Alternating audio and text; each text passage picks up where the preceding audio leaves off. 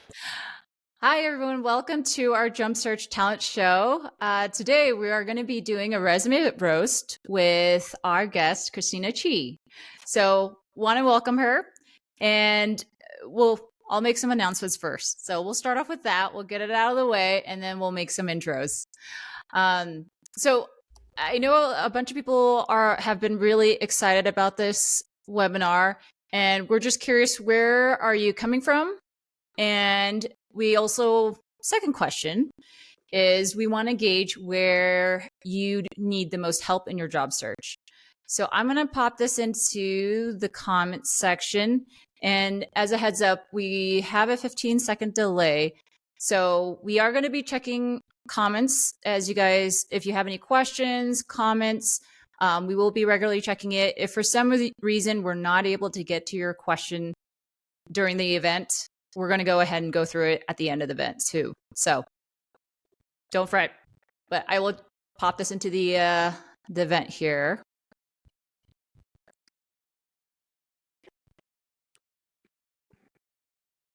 Christina, Michelle, are you guys able to see the comments on the LinkedIn Live? Okay, awesome. Yes. So just a little sanity check there. And then I do want to mention a couple of reminders that we also have for this week. And I think everyone, we do see the comments. So we have 2 webinars coming up this week. One is with Mike Corey. We're going to be talking about, he went from a cop to a tech executive to an entrepreneur. So people who if people want to manage their careers, that'll be on Wednesday at 12 p.m. MST. And then we have also a really, really interesting podcast with Gabe Ferreira. He's been a internal recruiter. And we're going to be talking about how to partner with recruiters and elevate your job search. So that one seems like a really hot topic. That is scheduled for this Friday at 4 p.m. at MST. And we'll go ahead. I just dropped that into the comments. Okay, awesome. All right, well, let's get started. And, you know what? One other announcement. I know we have a billion announcements here. So I know that today's Cyber Monday. And because of the resume roast, we decided to do a $30 off on our resume review and video. So it's supposed to be $99 in terms of value, or it's going to be $69. So we'll also drop that into the comments for those who want to get the coupon code, as well as get their resume roasted by one of us. So, all right. Well, to start, Eric, if you want to kind of get us started here. Yeah, we're excited to have Christina here to roast some resumes with us. I know this has been sort of a long-awaited topic for a lot of folks. And I think right now it's a challenging time out there, and people are looking for ways that they can really differentiate themselves among the pack. Job positions are getting hundreds of applications within the matter of hours, if not days. And so we're going to talk through a few resumes here of folks that have submitted their resume. And we promise to be kind and constructive, but we also will plan to be very direct and making sure that you understand where there's opportunity to improve your resume. So with that, I want to give Christina, our guest here, a chance to introduce herself, and then Michelle and I will make introductions as well, and then we'll dive right into roasting some resumes. Awesome. Thank you, Eric and Michelle, for having me today. So I'll keep the intro really brief. So my background is that I guess I'm the person in my company that reviews resumes. I've done this for the past over a decade now. And I think embarrassingly enough, I think I've read quite a lot, because my previous company as well, we get I forgot how many thousands of resumes. We usually get 2,000 resumes a week. So anywhere from 50 to, maybe 80,000 or so resumes throughout the year. And look, we've tried to use AI to review these resumes before. And as you guys know, as candidates, right, that doesn't work. AI filters through and I don't just want candidates, I don't want candidates who went to Harvard. What about candidates who didn't go to university? What about candidates who come from non-traditional backgrounds, right? And so I think having a human review gives everyone the courtesy, the time you spent submitting the resume. I think that we should be giving that respect back by reviewing it as a human. But then when it comes to 2,000 resumes per week, and my company had 6 people in the company. We are a no-name. I represent a no-name startup. You can look it up. It's called Databento. I'm on LinkedIn as well. Feel free to add me if you'd like. But that's just the context there. Imagine how many resumes Amazon is getting. Imagine how many resumes Google and Facebook, how much they're getting right now. Millions. I bet you anything they're getting millions rather than thousands. And so I just wanted to give that context to just share how bad the market is right now. But also, I've thought about doing this idea for a while now, and I've known Eric and Michelle for a little bit here in Utah, and we decided, hey, why not get together and do this resume roast here, and with the goal of course, helping you guys. I'm very strict when it comes to reviewing resumes, and I hope I'm not rude, but I just want to be helpful. So I'm the kind of person that doesn't hold back when it comes to, just letting you know exactly what, not for me, but you're not maybe not applying to my company, but if you're applying to whatever role company you're applying to, what that hiring manager is thinking when they're looking at your resume. I think that that's really important context. So yeah, I'll stop there. Awesome. Welcome, Christina. Michelle? Yeah, I was thinking, quick thought, I was thinking like a good cop, bad cop, but I think we're all pretty strict with resumes, so I don't know. So my background, I've been doing recruiting for the last 15 years, and I've made placements. So I've made placements with large companies as well as startups. So some of the larger companies, Qualtrics, Lucid, WB, Warner Brothers, NFL.com, DirecTV, Disney. So those are some of the companies I've worked with. And I have probably seen over 10,000 resumes. I don't know if it's fortunate or unfortunate. I have not used AI in terms of our ATS because we review all and almost every resume that comes through manually. But I do have a filter. So it's a 5 to 10-second filter that I just look at a resume. If it doesn't meet some of my criteria, it's just gone. So happy to talk about it and share with everybody here, but certainly a lot of experience. Thanks, Michelle. And so, like Michelle, I've been working in recruiting now for about 10 years. Formerly, I was in software product development, product management. We work with a lot of venture-backed and growth companies in terms of helping them hire. So everything from senior level executive down to senior level individual contributor. So like Michelle and like Christina, we've seen a lot of different resumes. And so we're hoping today we can go through a few resumes and give you kind of a sense of, what the perspective, what the perception and psychology is behind a hiring manager as well as a recruiter, whether internal or external, as they're coming across your resume. So, and with that feedback, we hope that you can use those lenses to improve your resume and put yourself at a competitive advantage. So with that, let's jump into some of the resumes. We'll start with Jason Lang. Is Jason here today? If you are, pop your name into the chat there, and I'm going to share my screen, and we could take a look at Jason's resume here. Yeah, and to give you guys some context, we had a Google Forms thing that people filled out and submitted their resumes in advance. So that's why we have kind of a list of resumes that we're going to review during the session. And maybe at the end, if there's time, we might be able to do more, but we'll see. And I wanted to just throw it in there. We may not be able to see everyone's comments because I have noticed that LinkedIn Live has had a lag in the past. And so sometimes all these comments pop up at the very end. So we're checking the comment section, but I just remember that happening for one of the sessions. Just letting you know, we'll do our best. All right, we have Jason's resume up. Show Christina. So awesome. So do you want me to? I can just start yeah, right away please. and go for it. Yeah.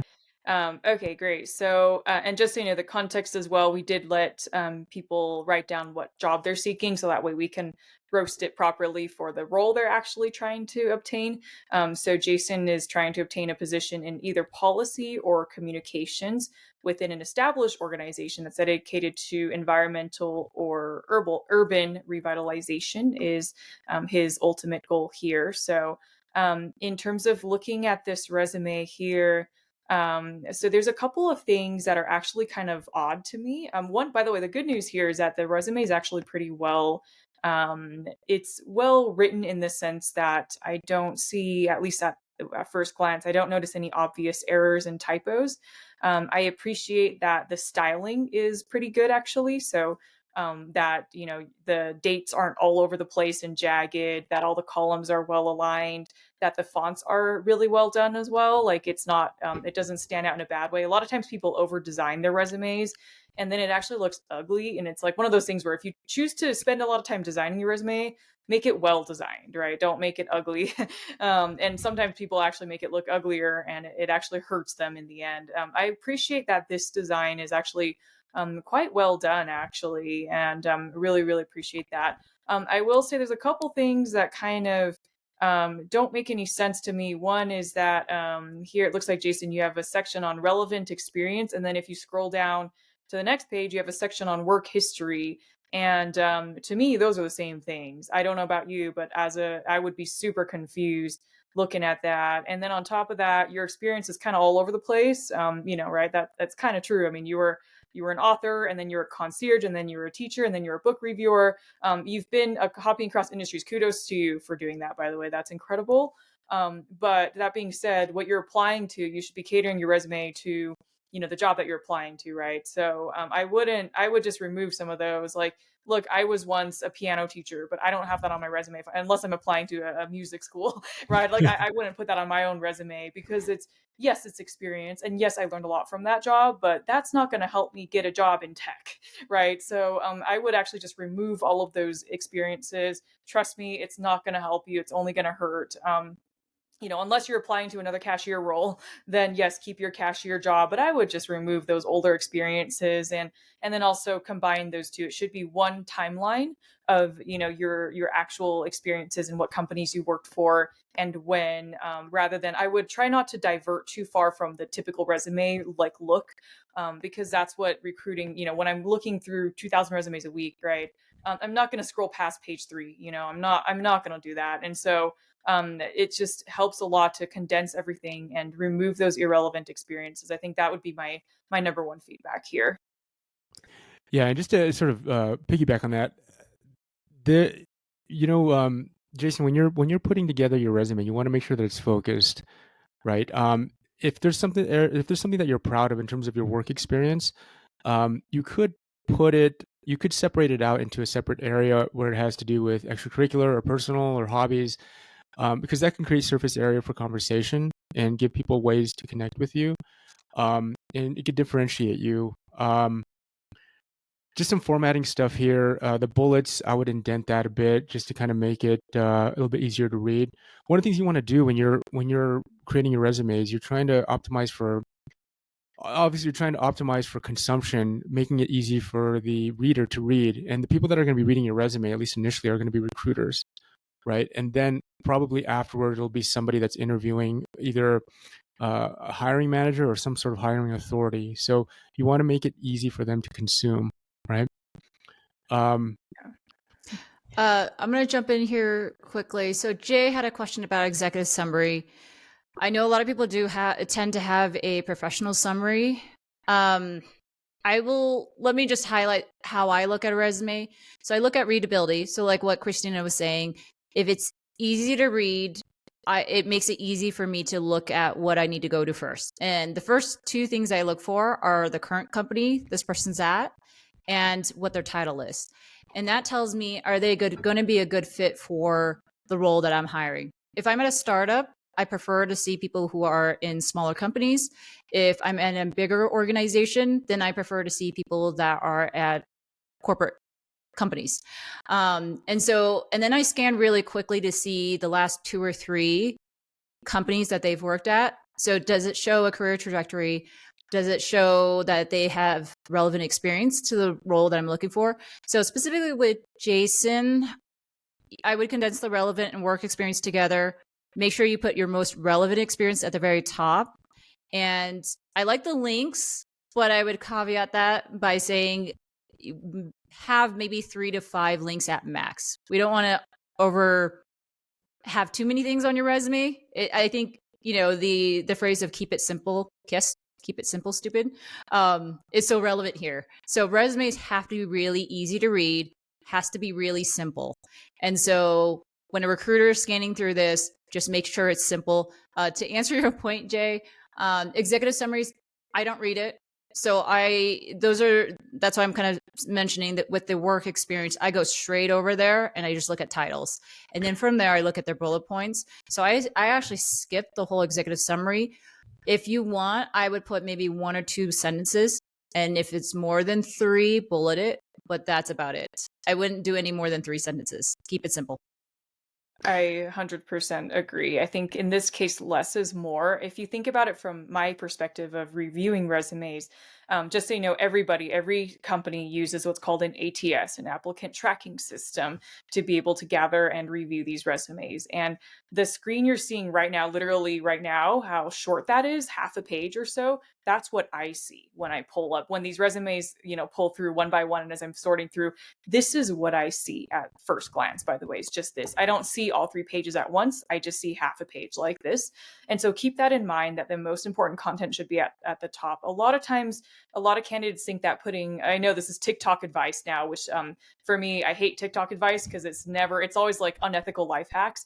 TikTok tells you, hey, put word salad on there, right? Put a bunch of keywords on there so that an AI can filter through. And but then if you put, what we end up seeing is that a lot of resumes will have one whole page of an executive summary that takes up a whole page. And it's like word salad, essentially. And none of it matters to me. They're like, oh, I have leadership ability. Well, what does that even mean, right? Everybody says they have leadership. Everyone says they have attention to detail. Everybody says they're organized or that they're good at, these kinds of skills, right? And so I would try to keep that as short as possible. It's okay to have a little bit of a summary, but just keep in mind that we need to be able to see experience as soon as we can on this like initial first half a page. Yeah. This also raises an interesting thing about in your resume, you don't want to tell people, you don't want to tell the reader, you want to demonstrate to the reader, right? So I would avoid, so as a reader as somebody that reads a lot of resumes, when I see a bunch of like superlatives, adjectives, and adverbs, I tend to discount them and dismiss. I read right past them, right?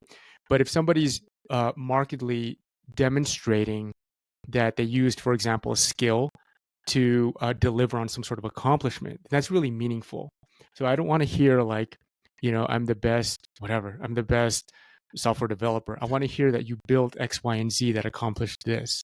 That is so much more power than any superlative that you can introduce before software developer.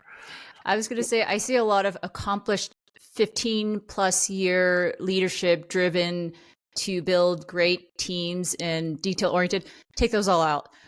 Any subjective comments and adjectives, take that all out. And then going to Eric's point, make sure it's straight to the point and what you've accomplished. The other thing I know, Christina, you mentioned was, oh shoot, I'm losing my thought here. No, it'll Michelle, come to me. You make a really good point. I was going to say the same thing. It's show not tell is a good way to put it, right? So like Jason, I can see on your resume here, you actually have very good attention to detail. I can tell based on the way your resume is written that you have good attention to detail. You've shown that to me. You don't write it anywhere, but just so you know, you don't need to write it anywhere. I can tell just based on what you've shown me here that you have good attention to detail. So, things like that, I think we can just cut off from the resume, and just keep it towards like numbers oriented, things that you've achieved, etc. And that helps a lot. I would actually even remove the employment break due to relocation. That implies that, and you don't have any dates on that either.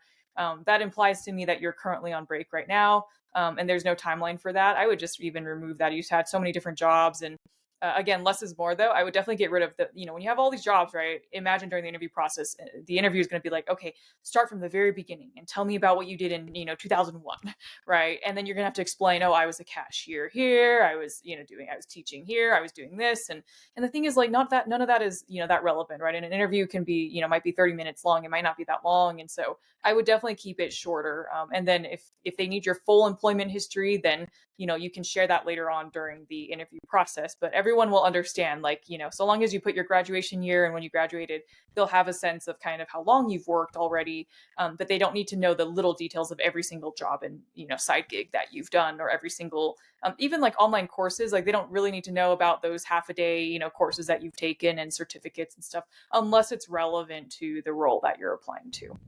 Yeah. I do remember what I was going to mention. So, kind of what you were talking about, Christina. So, you mentioned the first half of the resume is what we typically look at. So, that is true. The first half of the page is where you want to make sure the relevant information is.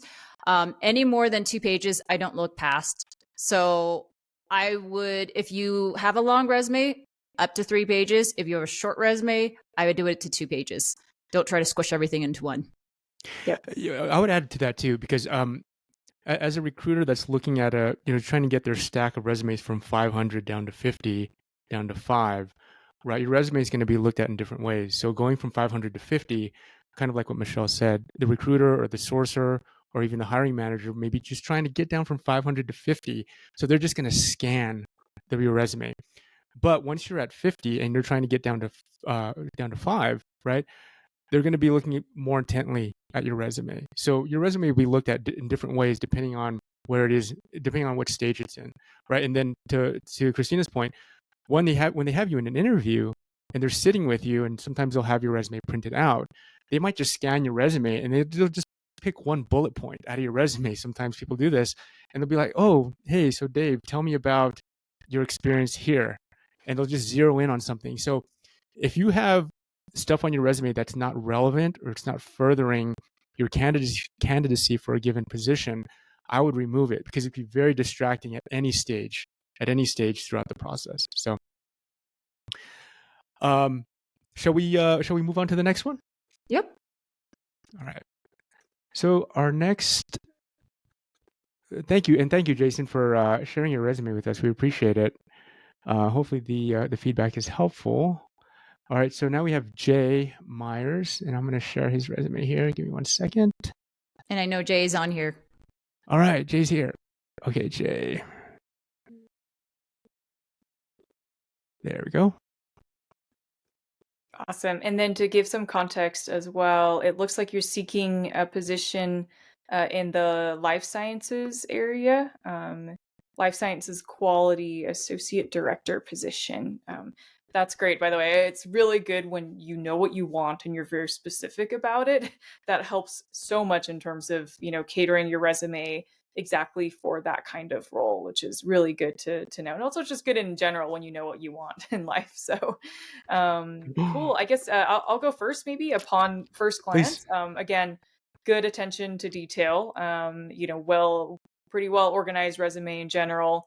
I appreciate that you stick towards, just, I try not to, deviate from too many different font sizes and too many different styles and fonts and colors and things like that. As those just kind of serve as distractor, they're kind of distracting, but this is great overall. I like that your initial section here with your objective is relatively short. I think it could be actually even shorter if you'd like to as well. Communication, interpersonal abilities, stuff like that. Like everybody could say that, right? There's no proof. So again, I think it's better to just show as soon as you can through your actual experience here, rather than telling. And here, I really appreciate your professional experience, by the way, is very well done as well. It's nice that you break down the different roles you've had at Roche, for example, just breaking down that you've had different roles within this one company. I would just maybe make the company size a little bit bigger, or, more bold or something, just to indicate that they're all under one company. Because and you scroll down to page 2, and if you just looked at page 2, I can't tell what company it is. So it might get a little confusing there. So I just maybe make it a little bit more obvious and intuitive to someone just who has no time and is quickly looking and scrolling through. The only other thing I might actually do is elaborate more on the company itself. I'm not from your industry, by the way, so like I don't know what Elanco or Roche Diagnostics is, but it would help to understand, since you do have some space, it seems. So, feel free to fill in that space with just a brief summary of, sometimes people write like, what kind of company they are, if it's a startup, like what stage they're at or how many employees they have. So that way, if it's a publicly traded company as well, you can put their ticker if it helps. So just something to show like, what kind of company it is. So that way, if people can kind of click and look around and, understand better like the type of company you were on as well. That would definitely help too. And then just really quick final comment on my end would just be, I know for your education, this is going to be my most controversial one, which is that I'm a believer in having at least your graduation year, if not both your graduation year and your GPA on your resume. That information will, when someone finishes the interviews and they'll do their due diligence, they'll end up finding out anyway. But when you don't include it, sometimes it kind of like it screams that you're trying to hide something, or that you're afraid that it'll make you look bad. Like maybe you graduated too early or too late. Maybe you graduated this year. Who knows, right? But again, I would actually, unless it was like nothing to me is I've never really looked at a resume and said, hey, like, oh, they graduated too early or too late. Like that's a bad thing. I usually just say, hey, they didn't put the year down here. That's a sign that they don't trust the interview process. And so, it actually, at least for me, usually looks bad. I've never looked at someone saying, hey, they graduated in the 1980s. Oh, that's a bad thing. I've never, felt that way ever. And plus, that's ageist and, you're not supposed to do that. Right. So, and I've never opposite too. I've never said, hey, they graduated in 2023. That's so recent. Like, let's not accept them despite all their experience. So, that's just my personal opinion though. Same with GPA. Like, look, everyone thinks they have a bad GPA, but again, like when you don't like, this is actually something I learned from my investors in the company, which is that, when you don't say, when you omit information that other people have, like on a lot of resumes, right? Pretty much every candidate has their GPA as their graduation year, et cetera. And so when you omit information that other candidates have, then it's almost screaming to me that something went wrong, that you have a bad GPA, that you're failing your classes, that, something bad. And I know you graduated quite a long time ago. So I think the earlier you graduate, the more you can get away with it. But then if you don't put the years down either, then who knows? If you graduated this year, I wouldn't know, right? If you were doing school while working, who knows? But I would just say that's my only other controversial piece of advice for sure. Whenever I give candidates this feedback, I always get pushback on it. And I understand, because for some companies, it might make, recruiters are racist or they're sexist or they're ageist, right? And, hopefully we don't live in that world. But again, like, so I understand why people like omit that information. But at the same time, chances are your GPA is not that bad. And you just think it's bad because, school is very competitive. And I get it. But yeah, that's, it says in progress. Sorry, my bad. So I do see it's in progress, which is great. But if it is in progress, then put your anticipated graduation year on there for sure. That's also important to understand, because if you're going to school at night or part-time, or if you're postponing school for a while or something as well, like that information can help the employer kind of understand, what that exact situation is with school as well. And then same with your bachelor's, I would actually put your graduation year if you could. That would, for me at least, help a lot in terms of feeling like the candidate is being transparent with me. Yeah. You hit on a tough topic there, Christina, because there's a lot of folks out there right now that are, they're further along in their career, and a lot of them, and I don't know if this is true or not, but a lot of them feel that they're getting passed over because they are further along in their career. And so I don't know if this is the case with Jay here. It's hard to tell, obviously, because he doesn't have dates here, and maybe 2007 is his first sort of the start of his professional career. We can't really tell. One thing you could do in a resume, I've heard this. I haven't seen this very often, but I've heard that this could work. So if you have pretty extensive experience, say, and it's pretty broad, right? Maybe you have some product management experience or software development experience. Say maybe you have recruiting experience, right? If you're going for a product management position, what you could do is you can sort of filter out your product management experience and illustrate that on your resume. And instead of dates, you could put the number of years that you had that experience. And so it still gives the reader a chance to see, oh, this person has whatever, 4 years of product management experience, 2 years of software development experience, or whatnot, right? And they could still see sort of career progression, and they could still sort of associate that with the amount of experience, but not necessarily tied to a date, right? So that's one way to sort of manage that a little bit. But yeah, there's a lot of folks out there that are dealing with sort of, maybe the concerns around ageism, because that does exist out there. And so that may be an idea to sort of get around that a little bit. One comment I did want to make on, or just piggyback on Christina's point about the description of the company. So part of it is like as a recruiter, we're always looking for context, right? So when you're adding a bullet point about your accomplishment, I want to know the context under which the accomplishment was achieved. So the context is whether that's on a project or in a role basis or on a company basis. I want to know the context under which the work was performed and under which the accomplishment was achieved.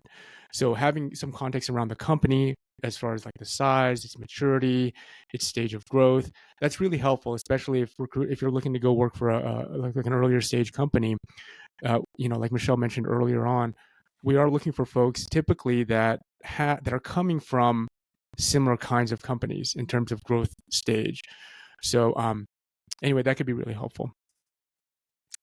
So I think Christina, Christina and Eric both touched on this ageism.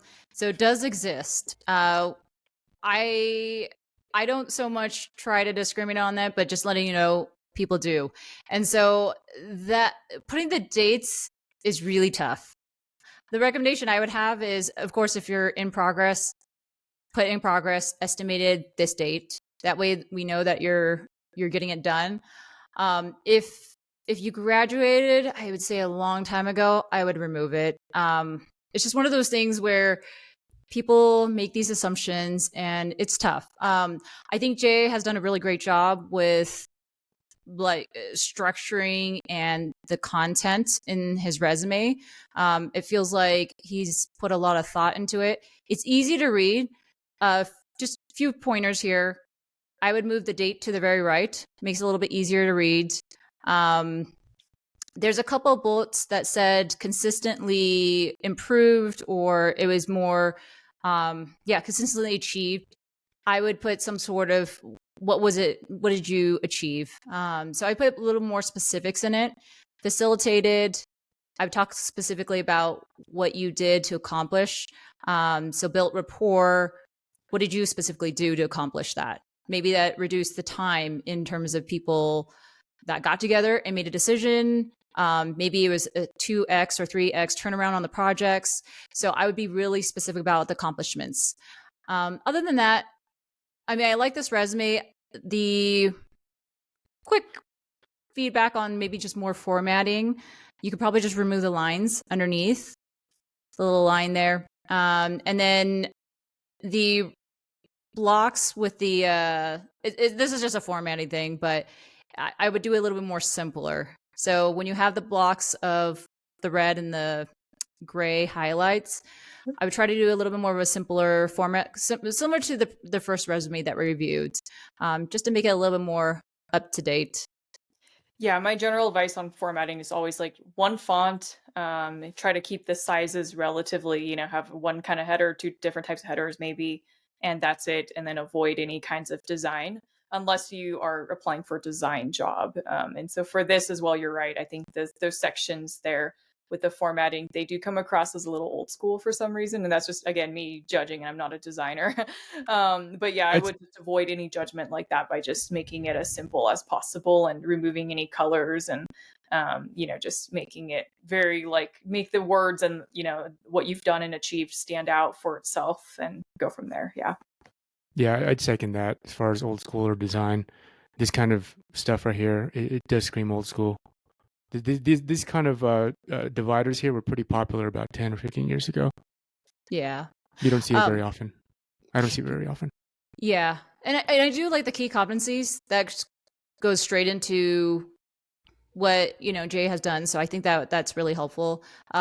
Executive section, again, maybe one or two sentences, bullet points if need be, on specifically what companies or what industries. There are some industries, but just something simple, one sentence to read, because I tend to not, I skip over that section. Yeah, one thing I would say is that there's no one way to do a resume, right? And, as many people there are in the room, you'll have different ways or opinions on how to do a resume. One thing I like about this section here is I like to use this section, or I recommend this section as sort of a place where you can list your marquee career accomplishments.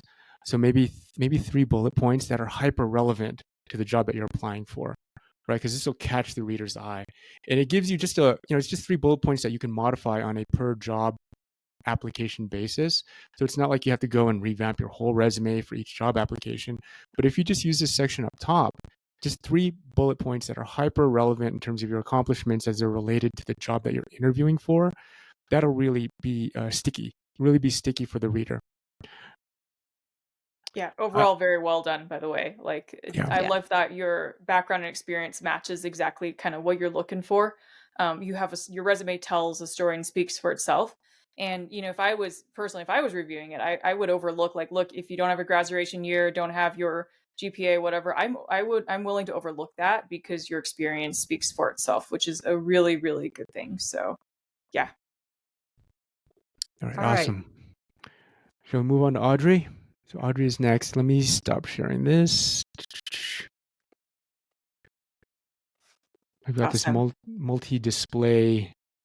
I have multiple screens here, and I'm like a million tabs. Okay, there's Audrey. And then quick thing, I know Jay asked, he asked about, he's on a career break, so should he highlight this? I don't think it needs to be highlighted. Yeah. Career breaks are common. I think everyone, it's normal and you don't need to justify it. And look, people will ask during the interview, that's okay.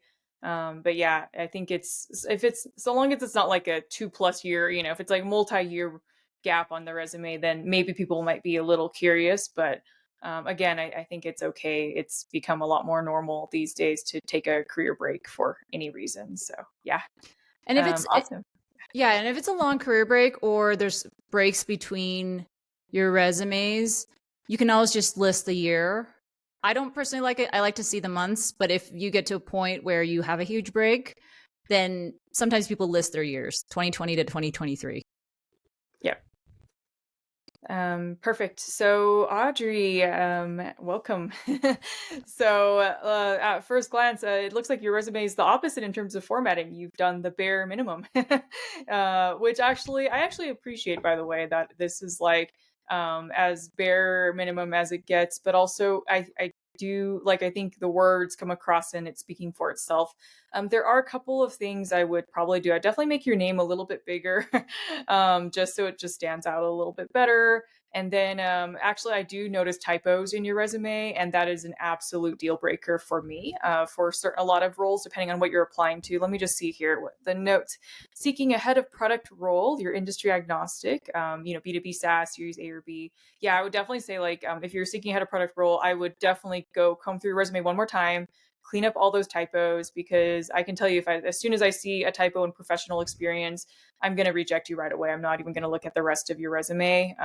If you have bad attention to detail, and if you're going to go for, Series A startup, for example, your work is going to be public facing, and we can't afford as a startup to have, typos in our product, right? So I would definitely go through one more time and make sure everything's consistent. Your bullet points are also different fonts, it looks like here. So I noticed that there's some bullets in between your areas of expertise that are smaller, and then the bigger bullet points here. So I would just make sure that the bullets that you're choosing are, a consistent font as well. Again, it's just attention to detail things here that I would definitely just comb through one more time and, make sure that's, as clear as possible there as well. Let's see what else there. Yeah, let's see. I'm just going to read through a little bit here. I actually do like your descriptions. You're giving a lot of context here about kind of, what types of the context you recruited by the CEO to reorganize the product. Those are all really great, establishing a roadmap, exactly what a PM does, right? So I think these are all fantastic. I would actually same thing for, with Jay and everything as well, like explain what is on queue, because again, I'm not from your industry, so I don't really know what that is. What is shopware? It sounds like an e-commerce website, but I'm not quite sure. So it'd be good to just put a description down. Is this a Series A startup? Is this a publicly traded company, right? That just helps, again, provide context on, what environment you worked on. It also helps, by the way, if you are the first product hire or one of the few, one of the original product team members, definitely make sure to put that context down as well, that you were one of the early product folks at a company. That to me is very attractive. And I would definitely, definitely take another quicker look and want to talk to you if you are one of the, if you're applying to other startups like that and you're one of the first product people. So yeah, these are all really great to know. Let's see here. What else would I say? Your last role ended in March, it seems like. So it looks like you have a gap between March and November. So if I would actually either write that down or else my natural assumption is that you were like applying to jobs from now until November without much success. So I would either try to say like what you're doing if you were intentionally traveling and taking a break, taking a sabbatical, or if not, then that's okay. Just put it as is, and I would just talk about it a little bit more during maybe during the interview process, and just be aware that interviewers might ask about that a little bit as well. And then, yeah, I noticed there's the gap between 2018 and 2020 as well. So, same thing with that a little bit. If you have multiple gaps like that, I would just try to, just make sure either deliberately just say somewhere in one line, like what you did in between, or you can keep it there, but it's just, it could, potentially come up as a topic just during the interview process. So I would just be aware of that. And then, yeah, otherwise, like, I think it's actually very well formatted. I like the simple formatting. The columns, I do notice you've tried to like make the margins, what do you call it, as like little as possible, on the very ends there. So I would actually, and I know you've written so much here and you've tried to keep it in 2 pages. So I do notice the effort you're putting there. Usually we don't see resumes that like spill over the margins so much like this, but if there's no other way for you to shorten it, that's okay. I would maybe shorten like maybe your earlier experience, right? If of things that maybe aren't as relevant, you're welcome to do that. It looks like you were, consultant earlier on in your career, and maybe that I would maybe even consider taking that off, or unless you find that it's super relevant and helpful and people ask about it, because that was from 2003, and that was quite a long time ago. I feel like by now, you probably know exactly what you want, and you don't necessarily need to talk about that unless people ask about that directly.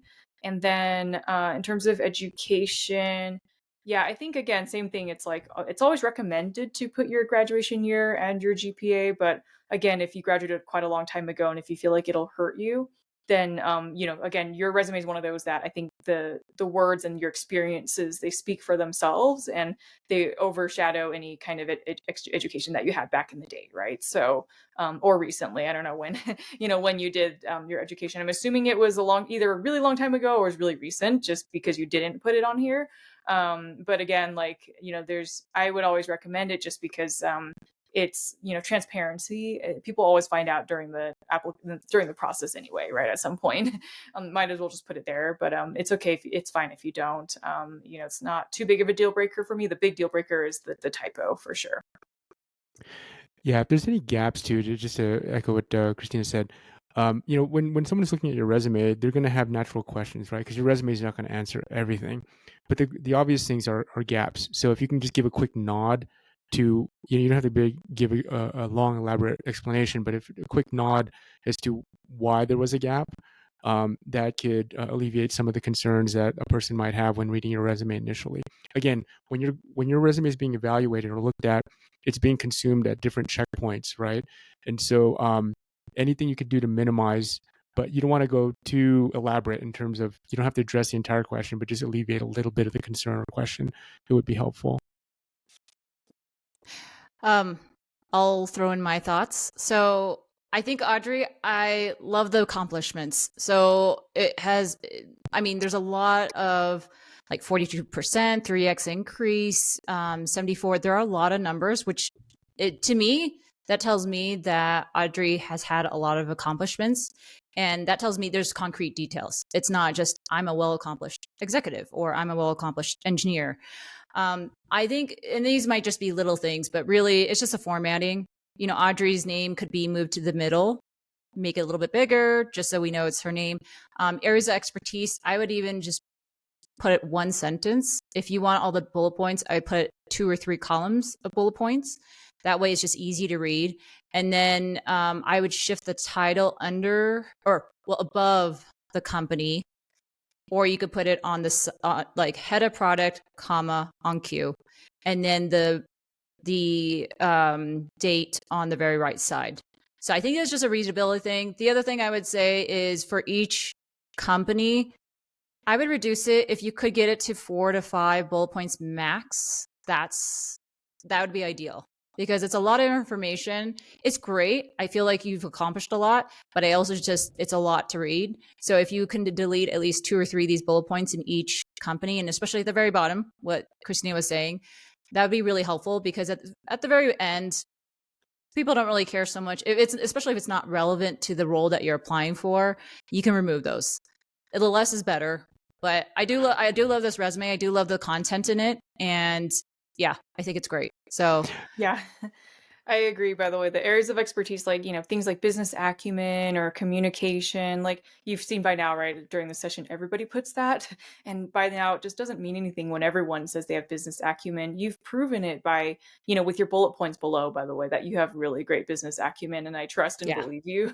And so you can actually delete some of those. And, I totally believe that you have team management experience because I can see here, like what types of teams you've worked with. And sounds like you've worked directly with the CEOs and engineering teams and stuff like that. And I think that's really, really great. But yeah, maybe if you needed to try to shorten your resume and make the margins a little bit more like readable and stuff, then I would definitely try to just delete like those redundant little details and stuff and focus on kind of what makes you unique, which is like those bullet points underneath your job descriptions. There are, by the way, a lot of them. These are fantastic. These are some of I love that you put numbers and percentages and, like how much more revenue you made as a result of, you being in the company and on the team.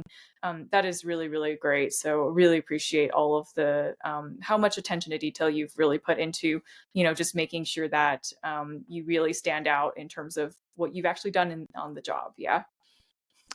So quick thing. I know that our webinars are at 45 minutes. I think we're probably going to go to top of the hour. Just want to make sure with Eric and Christina.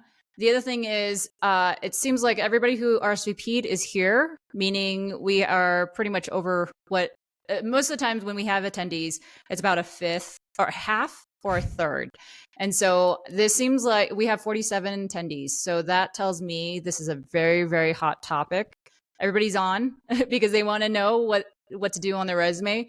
So Eric, I'm going to leave it to you. I don't know if we have time for one or two more. Maybe one or two more. I think we need to wrap up in about 8 minutes or so. Let's move on to Xenia. Hope I'm pronouncing that correctly. It's probably Xenia. Xenia. And yeah, I would say a couple things. I'm already looking at the resume now, and I'll just start rambling off feedback while Eric shares Xenia's resume here. So again, really well formatted resume. This is one of the ones where I look at it, I'm like, okay, this is great. This is what a resume looks like. The design isn't like ugly or anything. Again, you kept it to one page. I can see the efforts you did with, all the tiny margins and things like that. And that's fine. Again, it's one page. Like I'm okay with that. But that did stand out to me a little bit. And actually same thing. Wow. You actually also were one of the people who you didn't put your graduation year or GPA.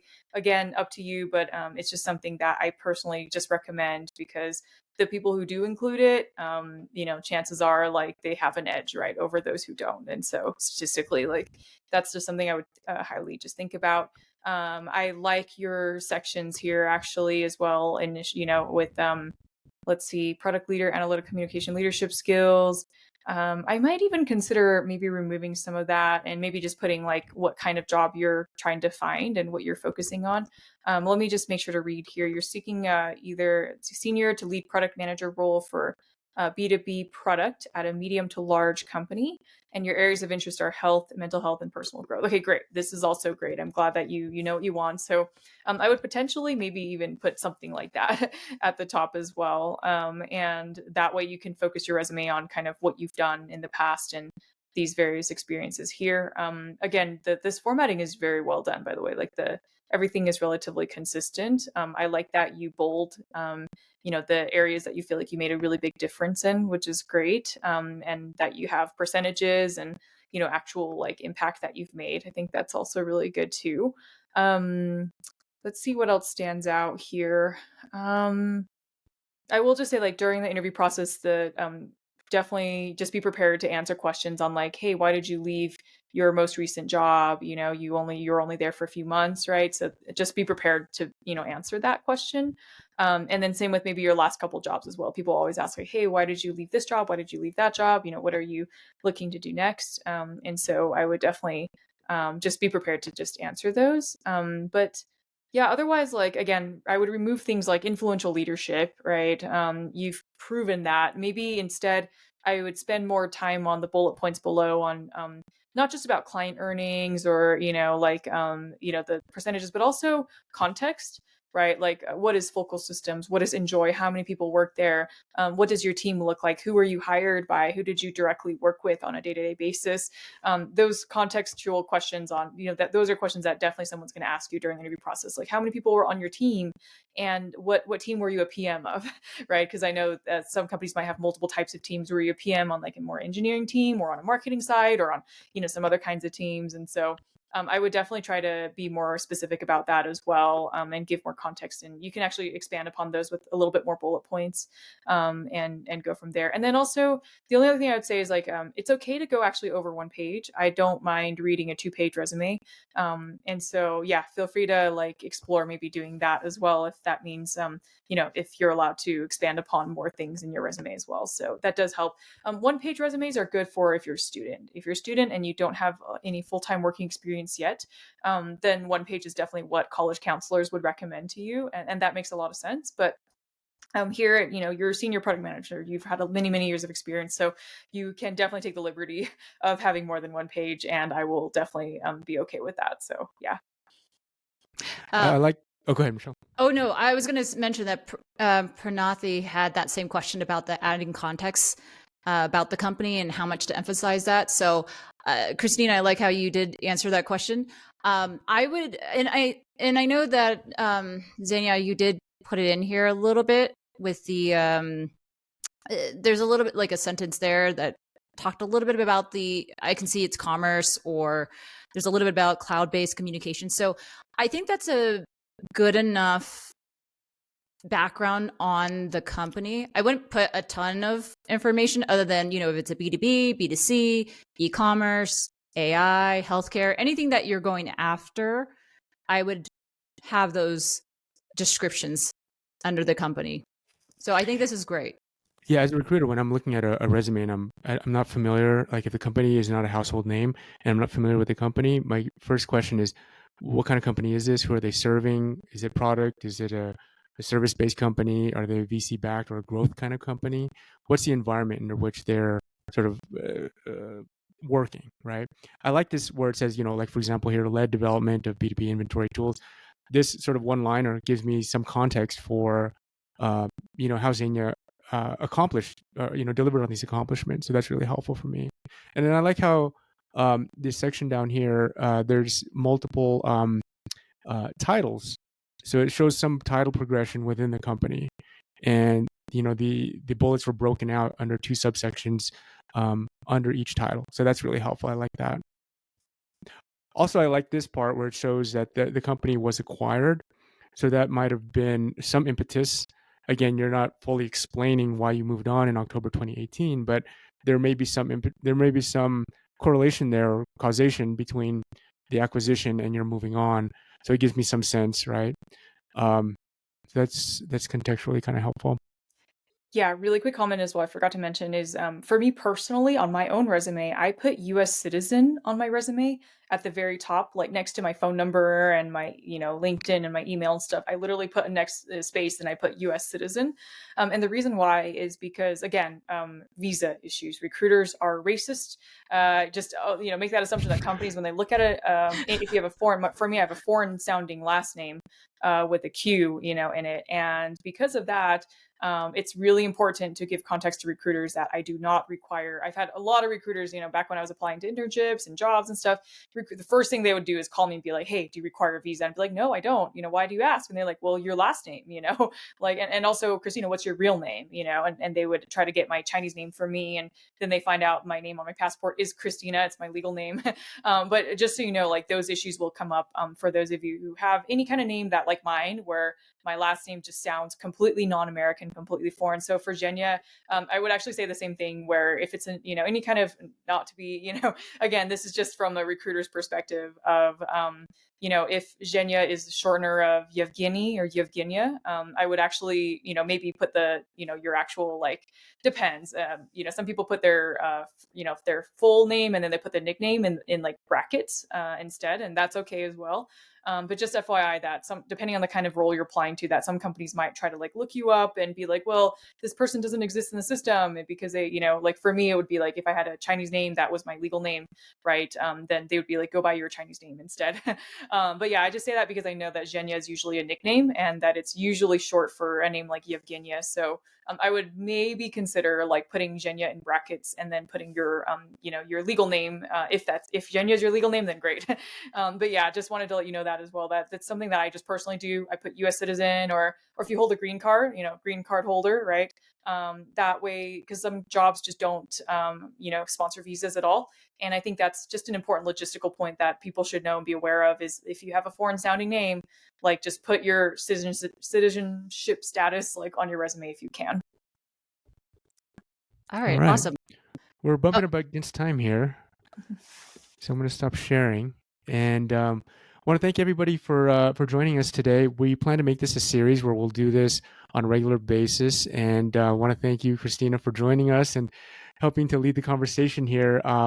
I think we're looking forward to everyone's feedback. One thing that we will do is we'll drop a link to a form where you can provide some feedback, because we are planning to do this ongoing, and would love any constructive feedback from you. I'll drop it in. Yeah, would you drop that in, Michelle? Yep. And we do also want to make sure everyone knows that we have that Cyber Monday deal. So $30 off your resume review if you want to get roasted. We're happy to do it. So that deal expires tomorrow morning at 7 a.m. But I'll drop that in the comments as well. Yeah, I just dropped it. Oh, awesome. Okay, awesome. Well, thank you, everyone. Thank you, Christina. And have a great week. And we will see you all soon. Thanks, Bye-bye. guys. Take care. Yeah, thank you.